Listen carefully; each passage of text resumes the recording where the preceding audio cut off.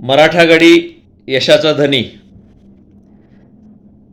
शार्दूल नरेंद्र ठाकूर पालघरच्या या युवकाने मुंबईकर शार्दूल ठाकूरने आज दुसऱ्या दिवशी भारताला सामन्यात परत आणलेलं आहे. 17.5 षटकं, 3 निर्धाव, 61 धावा आणि 7 गडी बाद अशी त्याची दिवस अखेर कामगिरी होती. आज दुसऱ्या दिवस अखेर भारत विरुद्ध साऊथ आफ्रिका वॉन्डरर्स येथे जोहान्सबर्गला दुसरा कसोटी सामना खेळला जातो हे सगळ्यांनाच माहिती आहे. दुसऱ्या दिवसाचा थोडक्यात आढावा घेऊया आपण. आत्ताच सांगितल्याप्रमाणे शार्दूल ठाकूरनी अफलातून कामगिरी केली. आज सगळ्यांच्या नजरा बुमराह आणि शमीवर होत्या, सिराजवर होत्या.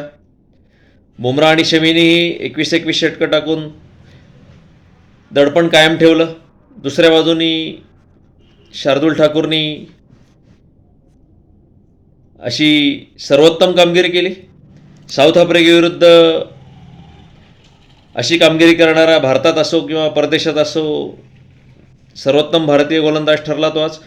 पहिल्यांदाच त्यांनी 5 गडी बाद केले आणि त्याच्यावर अजून 2 गडी बाद करून कळस चढवत 7 गडी एकंदरीत बाद केले.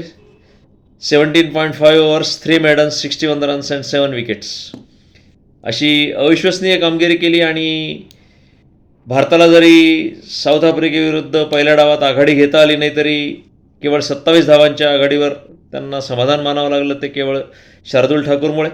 अर्थातच दुसऱ्या बाजूनी शमी आणि बुमरानी अतिशय सुरेख दडपण ठेवलं होतं, त्याचाही त्याला फायदा झाला. पण मुख्य म्हणजे शार्दूल ठाकूरचे सगळेच चेंडू, ज्या चेंडूवर विकेट मिळाली, जे बॉल्स ते कुठल्याही साऊथ आफ्रिकेच्या फलंदाजाला आत्मविश्वासाने खेळता आले नाहीत. शमीनी 2 गडी बाद केले, बुमराहने 1 गडी बाद केला.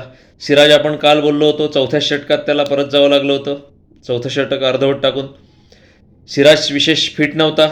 सिराजने केवळ आज 6 षटकं टाकली, पण शार्दूल ठाकूरनी अजिबात उणीव जाणून दिली नाही त्याची.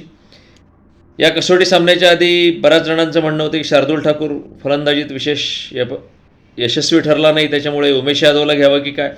वॉन्डरर्सच्या खेळपट्टीवर आपण बघतोच आहे, पहिल्या दिवशी 11 गडी बाद झाले, 237 धावात. दुसऱ्या दिवशीसुद्धा 279 धावात 11 गडी बाद झाले. तर या खेळपट्टीवर उमेश यादवसारखा गोलंदाज जास्त यशस्वी ठरेल. एक केवळ शार्दूल ठाकूरलाच नाही तर अश्विनलासुद्धा बसवून स्पिनरचं इथे काही काम नाही असाही एक मतप्रवाह होता. पण त्याच शार्दूल ठाकूरने आज भारताला परत आणले सामन्यात. सगळ्यांना आठवत असेल, 202 धावांवर भारताचा पहिला डाव आटोपला होता. आज 229 धावांवर भारताने दक्षिण आफ्रिकेला गुंडाळलं. 27 धावांची भागीदारी, 27 धावांची आघाडी मिळाली साऊथ आफ्रिकेला पहिल्या डावात. आणि दुसरा दिवस अखेर भारताचे सलामीर तंबूत आहेत. 2 बाद 85 म्हणजे भारत 58 धावांनी पुढे. तिसरा दिवस हा अतिशय निर्णायक ठरणार आहे. त्याआधी आपण बघूया सकाळी शार्दूल ठाकूरनी कसा धुमाकूळ घातला साऊथ आफ्रिकेच्या तंबूत वॉन्डरर्सला, जोहान्सबर्गला. काल 18 षटकात 1 बाद 35 अशा धावसंख्येवरनं खेळ संपला तेव्हा साऊथ आफ्रिकेची अवस्था होती. आज जवळजवळ 20 षटकं यजमानांनी अजिबात दाद दिली नाही, बुमराहला, शमीला, सिराजला. पण 38.5 षटका, 38.5 म्हणजे 39व्या षटकात साधारण आजच्या 21व्या षटकात दिवसाच्या शार्दूल ठाकूरनी एल्गारला बाद केलं 28 धावांवर. डीन एल्गार मोठा अडथळा होता मागच्या कसोटीतसुद्धा. नंतर ताबडतोब 4 षटकानंतर पीटरसनला बाद केलं, त्याने नुकतीच हाफ सेंचुरी, अर्धशतक झळकवलं होतं. 62 धावांवर तो बाद झाला. आणि 1 बाद 88वरनं 2 बाद 88, 3 बाद 101 अशी अवस्था झाली. आणि उपहाराला परत अजून 2 षटकानंतर 102 धावांवर 4 गडी बाद झाले. वॉन्डरला त्यांनी परत पाठवलं 1 धावसंख्येवर. त्याचा झेल जरा पंतनी नीट घेतला की नाही अशी जरा कॉन्ट्रोवर्सी झाली. पण ग्राउंड फील्ड ग्राउंडवरच्या पंचांनी त्याला बाद दिलं होतं आणि ताबडतोब नंतर उपहारासाठी खेळ थांबल्यामुळे नंतर तो रिव्ह्यू केला गेला असेल असंच सगळ्यांनी गृहीत धरलं गरज असल्यास. तर अतिशय दृष्ट लागावे असं विश्लेषण होतं शार्दूल ठाकूरचं जेवायच्या वेळेला. उपहारासाठी खेळ थांबला तेव्हा 4.5 षटकात 2 निर्धाव षटकं टाकत त्यांनी 8 धावा देऊन फक्त 8 धावा देऊन 3 गडी बाद केले होते. उपहारानंतर साधारण असंच झालं. परत 20 षटकं भारताला काही यश मिळालं नाही.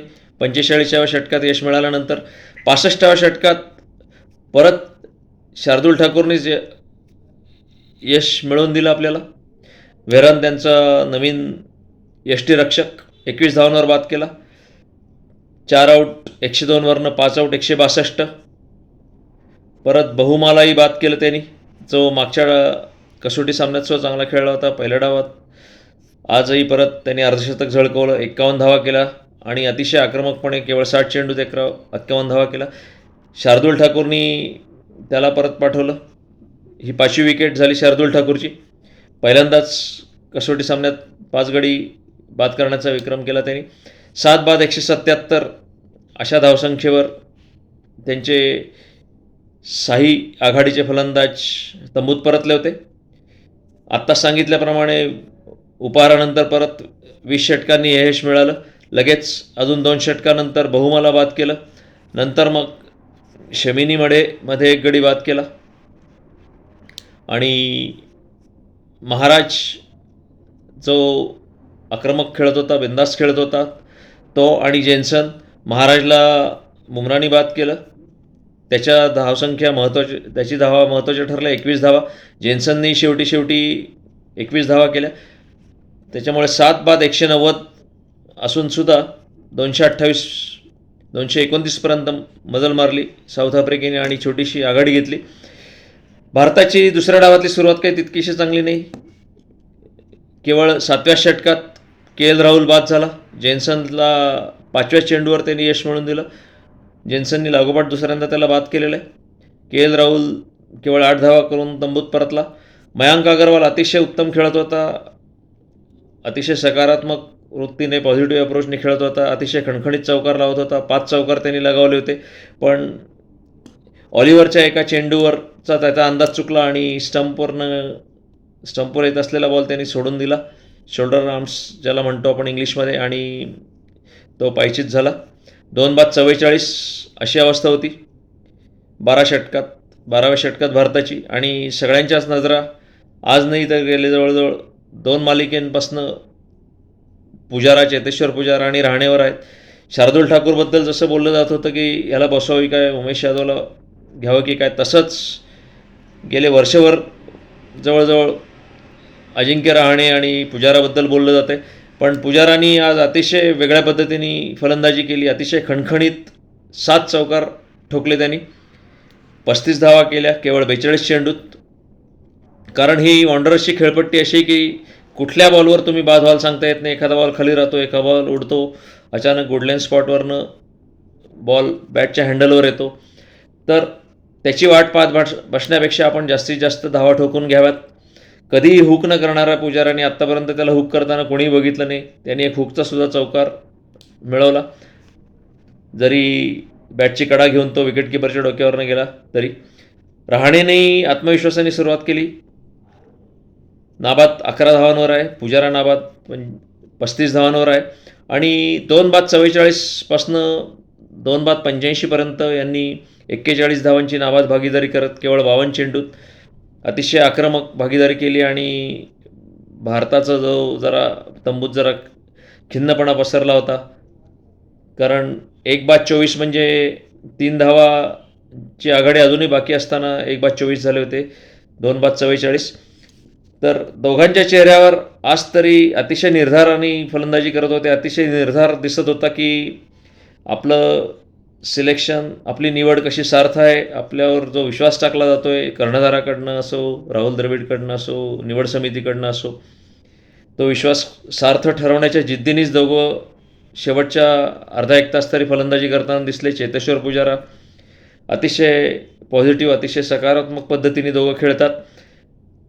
कॉर्नर टायगर जसं म्हणतो आपण की तशा पद्धतीने थोडे दोघंही अगदी जखमी वाघासारखे, जेव्हा काही गमवायचं नसतं आणि आता दुसरा काहीच पर्याय नाही, बॅक्स टू द वॉल आहेत, आता कुठल्याही परिस्थितीत स्वतःसाठी म्हणा संघासाठी म्हणा ही मॅच वाचवायची असेल आणि पुढे जाऊन जिंकायची असेल भारताला, तर या दोघांना खेळणं अतिशय महत्त्वाचं आहे. तर आज तरी त्यांच्या फलंदाजीत जोरदार निर्धार दिसत होता. जर हे दोघं उद्या 1-1.5 तास खेळू शकले तर भारत निश्चितच 200, 250, 250चं आव्हान साऊथ आफ्रिकेला देऊ शकेल अशी शक्यता आहे.